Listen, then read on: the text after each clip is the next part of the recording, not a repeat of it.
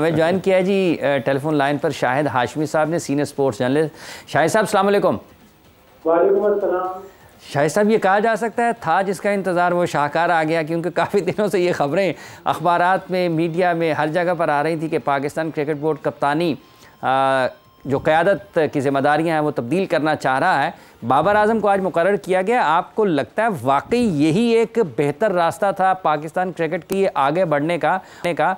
और अगर आपने चंद माह बाद ये फ़ैसला किया है, 5 मैचेस के बाद, तो आपको लगता है कि कहीं ना कहीं ये ड्रेसिंग रूम में इससे मसाइल पैदा हो सकते हैं? अच्छा हुआ कि ये फैसला आज ही आ गया और 8 अप्रैल तक लोगों को इंतजार नहीं करना पड़ा। सब लोग अपनी कयास सारंगियां नहीं कर रहे हैं। आजकल मीडिया बहुत टफ जगह है। सोशल मीडिया तो बहुत ही आज़ाद है, आप किसी को रोक नहीं सकते, किसी की जबान नहीं पकड़ सकते। तो बड़ी ज़्यादा कंफ्यूजन हो रही थी कि कौन होगा कप्तान, और अच्छा हुआ ये फैसला हो गया। अब ये पॉपुलर डिसीजन है या नहीं, ये तो आने वाला वक्त बताएगा। मेरे हिसाब से बाबर आजम ने अपनी पॉपुलैरिटी अपनी टीम के प्लेयरों में खो दी थी 2023 के वर्ल्ड कप के दौरान। मैनेजमेंट भी ये कह रही थी कि तब्दील होना चाहिए, प्लेयर्स भी कह रहे थे, और इसमें अब 3-4 रिजेंटिंग पार्टीज होंगी, जो नाराज पार्टीज होंगी। उनमें सबसे पहले शाहीन शाह अफरीदी होंगे, मोहम्मद रिजवान होंगे, जिनको ये कप्तानी का बहुत लोगों ने कहा था कि सबसे ज्यादा अहल वही हैं। जब जका अशरफ ने शाहीन शाह अफरीदी को बनाया था, उस वक्त बहुत से लोगों ने कहा था कि रिजवान को होना चाहिए कप्तान। और 1-2 रिजेंटिंग पार्टीज, उसमें इमाद वसीम होंगे जिन्होंने रिटायरमेंट का फैसला वापस लिया, मोहम्मद आमिर होंगे। उनका फ्यूचर क्या होगा, इसलिए कि वाइडली यही सोचा जाता था, समझा जाता था कि बाबर आजम उनको सिलेक्ट नहीं करते थे, और बाबर आजम के पास इख्तियार था। बाबर आजम को बहुत सारा काम करना पड़ेगा अपने आप को दोबारा से पॉपुलर बनाने में और अपनी टीम को आगे ले जाने पे। इसमें बड़े असरात पड़ सकते हैं पाकिस्तान क्रिकेट टीम की कारकर्दगी। शाहिद साहब, अभी जो आपने कहा कि टीम के अंदर भी बाबर आजम, जब वर्ल्ड कप 2023 चल रहा था तो मकबूलियत उनकी कम हो गई थी या उनकी गिरफ्त कमज़ोर हो गई थी। अब आपको लगता है कि वो इस पोजीशन में होंगे कि वो गिरफ्त मजबूत कर सकें इन हालात में, कि जब ऐसे खिलाड़ी भी टीम में मौजूद हैं जिनको हटाकर उनको दोबारा कप्तानी दी गई है? बड़ी कंप्रोमाइजिंग सिचुएशन है बाबर आजम के लिए। बाबर आजम को बहुत एफर्ट करनी पड़ेगी। सीरियस कप्तान है, परफॉर्मर है, अपनी परफॉर्मेंस से उनको ये साबित करना होगा कि वो बिल्कुल अहल कप्तान है। टीम की परफॉर्मेंस अच्छी होगी तो वो साबित करेंगे कि वो अहल कप्तान है। फिर उन्हें अपने प्लेयरों को एतमाद देना पड़ेगा, खुसूसन शाहीन शाह अफरीदी को ये समझाना होगा, बताना होगा कि उनको जब कप्तानी से हटाया था तो वो उस वक्त डिसीजन सही नहीं था। 71 T20 इंटरनेशनल में 42 T20 इंटरनेशनल बाबर आजम ने जीते थे। एक सेमीफाइनल खेला वर्ल्ड कप का, एक फाइनल खेला, तो किसी भी तौर T20 की कप्तानी से हटते नहीं थे। तो अब उन्हें ये सारी चीजें समझानी पड़ेंगी, अपने प्लेयरों को एतमाद में लेना पड़ेगा, और फिर जाके पहले ये न्यूजीलैंड की सीरीज खेलनी पड़ेगी। इसमें पता चलेगा कि किस हद तक उनकी गिरफ्त मजबूत है। फिर एक पार्टी जो रिजेंटिंग पार्टी, जो नाराज पार्टी, वो फखर जमान भी होंगे। फखर का इतना अच्छा करियर नहीं चल रहा T20 का, अभी लाहौर कलंदर की तरफ से वो इतने रन नहीं बना सके। वर्ल्ड कप के दौरान हमने देखा कि वो काफी नाराज थे। उनको जब देर से खिलाया गया, उनको साउथ अफ्रीका का मैच खिलाया जा सकता था, लेकिन जब नहीं खिलाया, फिर वो न्यूजीलैंड की मैच में जबरदस्त सेंचुरी बनाई, उन्होंने पाकिस्तान जीता। तो उन्होंने उस वक्त भी प्रेस कॉन्फ्रेंस में यही कहा था कि मैं तो फिट था, लेकिन टीम मैनेजमेंट ने नहीं खिलाया, मुझे इसके बारे में कुछ नहीं पता। तो 3-4 फैक्टर्स हैं जो बाबर आजम को एड्रेस करने पड़ेंगे, और वो यकीनन कर सकते हैं, इसके अहल हैं। शाहिद साहब, आपको कौन सा वाला फैसला ज़्यादा बेहतर दिखाई देता है, कप्तानी से हटाए जाने का या बाबर के कप्तानी छोड़ने का, या फिर चंद माह के बाद दोबारा कप्तानी पाकिस्तान की उन्हें सौंप देने का? देखिए, कोई भी फैसले दुरुस्त नहीं लग रहे हैं। जब आप 2023 के वर्ल्ड कप में पहले राउंड में हारे, तो आपने वनडे के ऊपर गौर नहीं किया, आपने T20 की कप्तानी से भी उसको हटाने का कहा, और उसे ऑफर क्या किया, टेस्ट की कप्तानी, जिसमें उसका रिकॉर्ड इतना अच्छा नहीं चल रहा था। वो इंग्लैंड से 3-0 हारा, वो ऑस्ट्रेलिया में हारा, ऑस्ट्रेलिया से हारा पाकिस्तान में, तो इतना अच्छा रिजल्ट नहीं चल रहा था टेस्ट क्रिकेट, उसको T20 की कप्तानी से हटा दिया, वो भी डिसीजन गलत था। फिर आपने शाहीन शाह अफरीदी को कप्तान बनाया, रिजवान को उस वक्त इसलिए नहीं बनाया, गालिबन उनका वो साया कॉर्पोरेशन वाला केस चल रहा था कि वो उनका कन्फ्लिक्ट ऑफ इंटरेस्ट था, इसलिए नहीं बनाया। फिर अब शाहीन को सिर्फ एक सीरीज के बाद हटा देना, ये भी एक कप्तान के साथ, एक खिलाड़ी के साथ, जो आपका अहम खिलाड़ी है, उसके साथ ज्यादती है। तो डिसीजन क्वेश्चनेबल हुए हैं।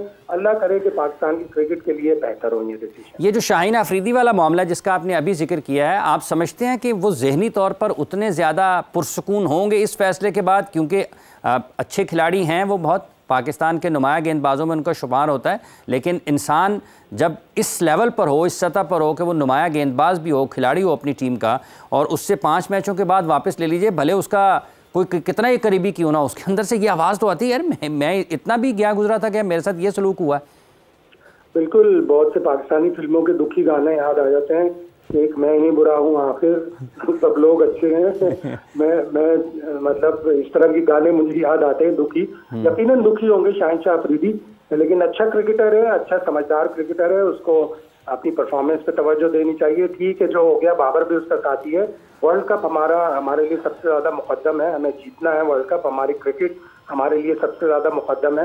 तो सीरियसली होकर बाबर आजम का भरपूर साथ दे, उसको जिस बुनियाद पर निकाला कि यही सेलेक्टर अभी थोड़े दिन पहले बाबर आजम की बुराइयां करते थे कि वो इतना अच्छा कप्तान नहीं है। शाहिनशाह अफरीदी ने अभी 2 वर्ल्ड कप जीते हैं, और अब वही सेलेक्टर ये रिकमेंड कर रहे हैं कि नहीं, शाहिनशाह अफरीदी को हटा देना चाहिए उस लाहौर कलंदर की परफॉर्मेंस पर जिसमें उसने सिर्फ 1 मैच जीता और 9 मैच हारे। लेकिन मत भूलिए कि लाहौर कलंदर का मेन बॉलर जो उनको 2 टाइटल्स जितवा चुका था, राशिद खान, वो नहीं था उसके साथ।